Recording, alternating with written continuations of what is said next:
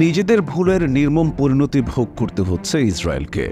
ইসরায়েলের আকাশ প্রতিরক্ষা ব্যবস্থা আয়রন ডোম, যা ছিল দেশটির গর্ব ও শক্তিমত্তা প্রদর্শনের অন্যতম উপায়, সময়ের বিবর্তনে এই আয়রন ডোমই ইসরায়েলের ব্যর্থতা ও পরাজয়ের প্রতীকে পরিণত হয়েছে।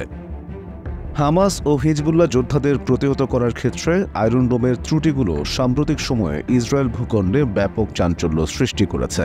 এই আকাশ প্রতিরক্ষা ব্যবস্থার পেছনে বিপুল অর্থ ব্যয় করা সত্ত্বেও এই ক্ষেপণাস্ত্রের অক্ষমতা আতঙ্ক সৃষ্টি করেছে ইসরায়েলিদের মনে।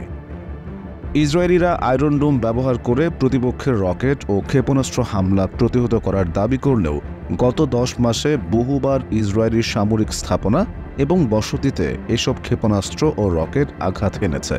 এসব ঘটনায় প্রমাণিত হয়েছে আয়রন ডোম নিয়ে যতটা প্রচার চালানো হয়, বাস্তবতা তার থেকে ভিন্ন এবং এগুলোর পক্ষে সব ক্ষেপণাস্ত্র হামলা ঠেকানো সম্ভব নয়। হিজবুল্লাহ সম্প্রতি ইসরায়েলের অভ্যন্তরে গোয়েন্দা ড্রোন পাঠিয়ে ইহুদিবাদীদের বহু স্পর্শকাতর স্থাপনার ছবি ও ভিডিও ধারণ করে তা প্রচার করেছে। ইসরায়েলের অভ্যন্তরে ঘণ্টার পর ঘণ্টা ড্রোন উড়িয়ে তা লেবাননে ফিরিয়ে নেওয়ার ঘটনায় আয়রন ডোমের ব্যর্থতা প্রকট আকারে ধরা পড়েছে। এই ড্রোনগুলো ইসরায়েলের দিমুনা পরমাণু স্থাপনা থেকে 40 কিলোমিটার দূর পর্যন্ত পৌঁছে যেতে সক্ষম হয়েছে, যা সারা বিশ্বে আয়রন ডোমের অক্ষমতাকে চোখে আঙুল দিয়ে দেখিয়ে দেয়। হিজবুল্লাহ ধারাবাহিকভাবে তার গোয়েন্দা ড্রোনগুলোর এ সাফল্য প্রকাশ করার পর একজন পদস্থ ইসরায়েলি সেনা কর্মকর্তাকে বরখাস্ত করা হয় এবং হাইফা বন্দরে আয়রন ডোমের পরিবর্তে মার্কিন আকাশ প্রতিরক্ষা ব্যবস্থা প্যাট্রিয়ট মোতায়েন করা হয়। এদিকে ক্ষেপণাস্ত্র প্রতিহত করতে না পারার চেয়েও মারাত্মক ব্যর্থতা ফুটিয়ে তুলেছে আয়রন ডোম। আয়রন ডোমের ভুল করে ছোড়া ক্ষেপণাস্ত্রের আঘাতে গোলান মালভূমিতে বেশ কিছু ইসরায়েলি ড্রুজ বেসামরিক নাগরিক হতাহত হয়েছে।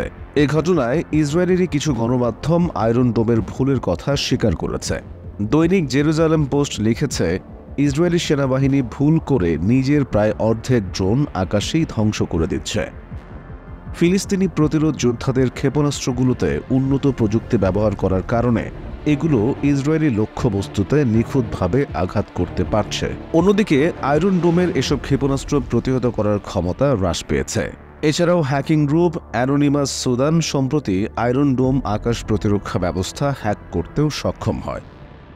বিশেষজ্ঞরা মনে করেন, গাজার বিরুদ্ধে চলমান যুদ্ধে ইসরায়েলের ব্যর্থতা এবং ফিলিস্তিনি প্রতিরোধ যোদ্ধাদের সাফল্যের কারণ প্রতিরোধ সংগঠনগুলোর ক্ষেপণাস্ত্র মোকাবেলায় আয়রন ডোমের অক্ষমতা এবং ভুল। এই ইস্যুটি নতুন নিরাপত্তা হুমকি মোকাবেলায় বেশ বড় ধরনের চ্যালেঞ্জের মুখে দাঁড় করিয়েছে ইসরায়েলকে।